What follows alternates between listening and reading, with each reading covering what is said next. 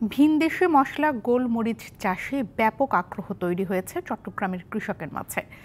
সরকারি এবং বেসরকারিভাবে ফটিকছড়ি, সীতাকুণ্ড এবং মিরসরাইয়ের দুর্গম পাহাড়ি অঞ্চলে হচ্ছে গোলমরিচের চাষ। স্বাবলম্বী হওয়ার স্বপ্ন দেখছেন অনেকে। খাবারকে সুস্বাদু করতে জুড়ি নেই গোলমরিচের। ব্যাপক ব্যবহার হলেও দেশে গোলমরিচের উৎপাদন একেবারেই নগণ্য। তাই চাহিদা মেটানো হয় আমদানির মাধ্যমে।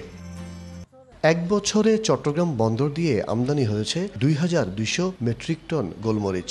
স্থল বন্দর দিয়ে ভারত থেকে করা হয় আমদানি।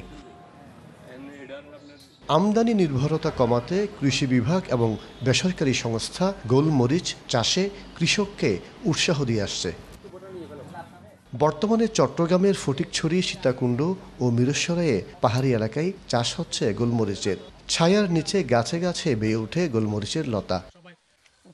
২৫০টিরও বেশি ডিজাইন অপশন নিয়ে ওয়ালটন স্মার্ট ফ্রিজ, বোঝে আপনার প্রয়োজন। ভালো দাম পাওয়ায় স্বাবলম্বী হবার স্বপ্ন দেখছেন কৃষকরা। থুকনায় ধরে শুকানোর পরে এটাকে যখন আমরা বাজারে বিক্রি করি খুবই ভালো দামে বিক্রি করতে পারি। একবার পাইছি 1 কেজি, একবার পাইছি 1.5 কেজি, একবার পাইছি 1/2 কেজি এরকম।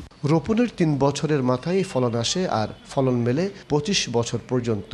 এছাড়া একটি পূর্ণবয়স্ক গাছ থেকে বছরে 8 কেজি পর্যন্ত গোলমরিচ পাওয়া যায়। মশলার উন্নত জাত সম্প্রসারণ প্রকল্প, সেই প্রকল্পের আওতায় আমরা চলতি বছর মিরসরাই এবং সীতাকুণ্ড উপজেলার মধ্যে আমরা প্রায় 3 একর আমরা গোলমরিচের আবাদ করেছি।